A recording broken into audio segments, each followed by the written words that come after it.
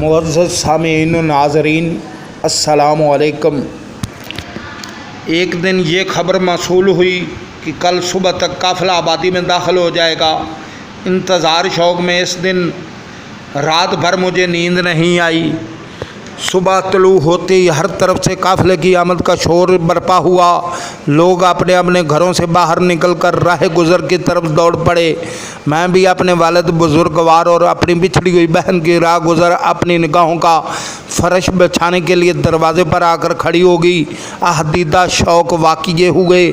اپنے باپ کے مقدس قدموں کے غبار کا انتظار کر رہی تھی کہ قافلے کا ایک شخص اپنے سر پر خاک ڈالتا ہوا آیا اور اس نے مجھے یہ لرزہ خیز خبر دی، خدا عزوجل تمہیں صبر کی توفیق کرے۔ یہ خبر دیتے ہوئے کلیجہ منہ کو آ رہا ہے کہ تمہارے والد محترم اور تمہاری چھوٹی بہن کو ڈاکوؤں نے ہلاک کر دیا۔ اس کی زبان سے یہ فقرہ سنتے ہی میں گھچ کھا کر زمین پر گر پڑی۔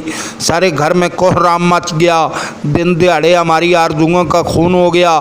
میں اپنی ماں کی یتیم تو تھی، اب اپنی دانست میں باپ کی بھی یتیم ہوگی۔ اس لیے چچا نے مجھے اپنی کفالت میں لے لیا۔ چچا بھی اس واقعہ سے اتنے شکستہ خاطر ہو گئے تھے کہ انہوں نے آبائی وطن چھوڑ دیا اور سمرقند میں بود و باش اختیار کر لی۔ ملکہ نے اپنی درد انگیز کہانی ختم کرتے ہوئے کہا کہ یہاں تو مجھے معلوم تھا، اس کے بعد کا واقعہ مجھے معلوم نہیں کہ والد صاحب کہاں ہیں۔ میری چھوٹی بہن غزالہ اس تہہ خانے میں کیسے پہنچی، اسے تو غزالہ ہی بتا سکتی ہے۔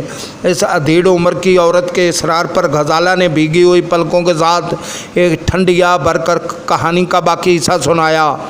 حجاز کے سفر میں والد بزرگوار کو یہ معلوم تھا کہ جہاں کہیں بھی قافلہ رکتا تھا وہ اپنے ٹھہرنے کی جگہ عام لوگوں سے ہٹ کر دور ایک گوشے میں پسند کرتے تھے، ایک ان کی عبادت و ریاضت اور خیال کی یکسوئی میں کوئی خلل واقع نہ ہو۔ ایک دن ایسا ہوا کہ قافلہ ایک گھنے جنگل کو عبور کر رہا تھا۔ شب و روز چلتے چلتے کئی دن بیت گئے لیکن جنگل کی مسافت ختم ہونے کو نہ آئی۔ پہ ہم تگ و دو کی وجہ سے قافلہ کافی تھک چکا تھا، اس لیے تیسرے دن شام کے وقت ایک پہاڑ کے دامن میں رک گیا۔ رات آدھی سے زیادہ ڈھل چکی تھی، سوائے چند مہمانوں کے سارا قافلہ گہری نیند سو رہا تھا۔ کنارے کے نزدیک والد بزرگوار نے اپنے خیمہ نصب کرایا تھا، وہ تہجد کی نماز میں مصروف تھے۔ میں ایک گوشہ میں لیٹی ہوئی تھی کہ اچانک گھوڑا کی ٹاپو کی آواز میرے کانوں میں آئی۔ میں فوراً جاگ گئی۔ امور خیمہ کے باہر ایک شخص کو یہ کہتے ہوئے سنا کہ جلدی کرو، یہی وہ خیمہ ہے۔ ابھی یہ جملہ ختم بھی نہ ہو پایا تھا کہ چند بھاری بھرکم جسم والے سپاہی خیمے کے اندر گھس آئے اور انہوں نے کمند پھینک کر مجھے اور میرے والد صاحب کو گرفتار کر لیا۔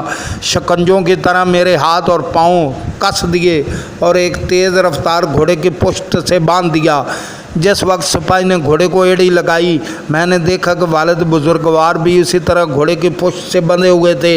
اس کے بعد انہیں کہاں لے جایا گیا، ان کے ساتھ کیا واقعہ پیش آیا، مجھے کچھ معلوم نہیں۔ اس کی مجھے کوئی خبر نہیں ملی کہ وہ آج تک بقید حیات ہیں یا وہ بھی خدا عزوجل کو پیارے ہو گئے۔ رات بھر پوری رفتار کے ساتھ گھوڑا چلتا رہا۔ صبح کو جب پو پھٹی تو مجھے گھنی پہاڑیوں کے بیچ میں ایک چشمے کے کنارے اتارا گیا۔ میرے ساتھ دو گھوڑ سوار اور بھی تھے جو دائیں بائیں دونوں طرف سینے تان کر چل رہے تھے۔ اب میرا کمند کھول دیا گیا تھا لیکن تکلیف کی شدت سے سارا جسم چور چور ہو رہا تھا۔ بڑی مشکل سے چل کر چشمے کے کنارے پہنچی اور وضو کر کے صبح کی نماز ادا کی۔ ہنوز میرے اوپر سختی کی کیفیت تھی، سمجھ میں نہیں آتا تھا کہ میرے ساتھ کیا واقعہ پیش آ گیا ہے۔ نماز سے فارغ ہو کر میں اپنا منہ ڈھانپتے ہوئے ایک کنارے بیٹھ گئی۔ فرط تحیر سے مجھ سے رویا نہیں جا رہا تھا۔ ایک سپاہی نے مجھ پر طنز کرتے ہوئے کہا، اداس کیوں بیٹھی ہو، آج شام تک تم سمرقند کے بادشاہ کی ملکہ بنا دی جاؤ گی، شاہی محل میں پہنچ کر تمہارے دن پلٹ آئیں گے۔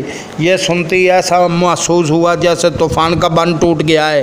میری ہچکیوں کے گداز سے چٹانوں کے جگر میں شگاف ہو گیا۔ ایک بھیانک انجام کے خوف سے میں لرز گئی۔ خدا پروردگار اور رسول کونین صلی اللہ علیہ وسلم کی جناب میں دل کی خاموش فریاد کے سوا اب میرے لیے نجات کی کوئی سبیل نہیں رہ گئی تھی۔ والد کا غم الگ سوہان روح تھا اور خود اپنا حال یہ تھا کہ مارے شرم و غیرت کے زمین میں دفن ہونے کو جی چاہتا تھا۔ تھوڑی دیر کے بعد خادموں نے گھوڑے کی پشت پر مجھے سوار کرایا اور گٹھڑی کی طرح باندھ دیا، جس کی اذیت کے علاوہ روح کا کرب سب سے زیادہ جان گھسل تھا۔ گھوڑے کی پشت سے بندھی ہوئی نیم بے ہوشی کے عالم میں چلی جا رہی تھی۔ مجھے خود نہیں معلوم تھا کہ میرا انجام کیا ہونے والا ہے۔ شام کو ایک وادی کے قریب پہنچی تو سامنے ایک نہایت عظیم ایوان نظر آیا۔ سپاہی نے پھر مجھے طنز کرتے ہوئے کہا، دیکھ لو، یہی وہ شاہی محل ہے جہاں تم نے ملکہ بن کر رہنا ہے۔ پھر زخموں پر نمک کی ٹیس محسوس ہوئی اور میں پھوٹ پھوٹ کر رونے لگی۔ کسی پہرہ دینے والے سپاہی نے آواز دی، محل کے عقبی دروازے پر یہ گھوڑا لے جا کر کھڑا کرو۔ باغ پکڑتے ہوئے ایک شخص گھوڑے کو آہستہ آہستہ لے کر آگے بڑھا۔ محل کے عقبی دروازے پر گھوڑا کھڑا کر دیا گیا۔ چند ہی لمحے بعد دروازہ کھلا اور اندر سے چند نوجوان عورتیں باہر نکلی اور مجھے گھوڑے پر سے اتار کر اندر کی طرف لے چلی۔ میرا دل دھڑک رہا تھا اور حیرت زدہ ہو کر میں اپنے مقدر کا تماشا دیکھ رہی تھی۔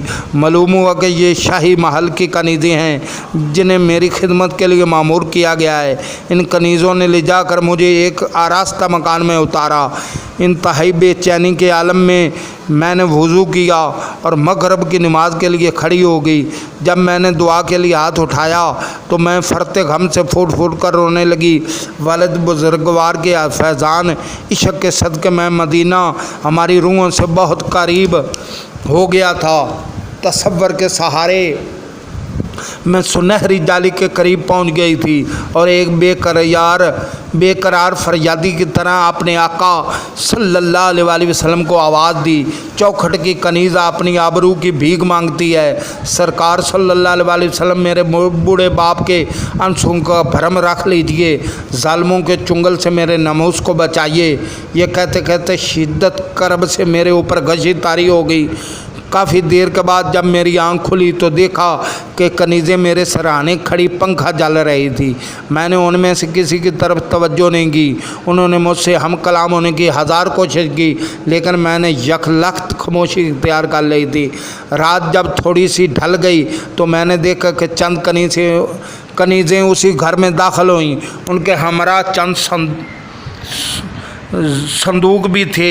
انہوں نے مجھ سے مخاطب ہو کر کہا، مبارک ہو، تمہاری قسمت کا ستارہ آج عروج سریا پر چمکنے والا ہے۔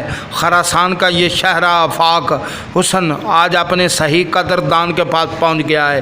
ہوش میں آؤ، یہ موقع آنسو بہانے کا نہیں، خوشی سے مچل جانے کا ہے۔ سامان عیش کے لیے ہوئے یہ مشتائیں کھڑی ہیں، تم انہیں اجازت دو کہ وہ تمہیں دلہن بنائیں۔ بادشاہ نے جب سے تمہارے خدا داد حسن کا شہرہ سنا ہے، اس کی آنکھوں کی نیند اڑ گئی ہے۔ بارے آشائی محفل کے چند وفادار سپاہیوں کی بدولت بادشاہ کی زندگی کا قرار واپس لوٹ آیا۔ یہاں پہنچ کر غزالہ آپ دیدہ ہو گئی، بولتے اس کی آواز حلق میں پھنس گئی۔ بڑی مشکل سے اتنا کہہ کر خاموش ہو گئی کہ ان کنیزوں کی زبانی یہ بات سن کر میرے دل پر جیسے بجلی پڑی۔ میں سخت حیران تھی کہ چارہ سازی کے لیے آخر مدینے کے آسمان سے کوئی قافلہ کیوں نہیں اترتا۔ میں یہ وحشتناک خبر سنتی رنج و غم سے نڈھال ہو گئی۔ مشتائیں میرے قریب آ کر بیٹھ گئیں اور مجھے سمجھانے لگیں۔ ہر چند انہوں نے مجھ سے گفتگو کرنے کی کوشش کی، لیکن میں یک لخت خاموش رہی۔ جب بہت دیر ہو گئی تو بادشاہ کی منہ لگی کنیز دوڑتی ہوئی آئی اور اچانک ان پر برسنے لگی۔ ابھی یہ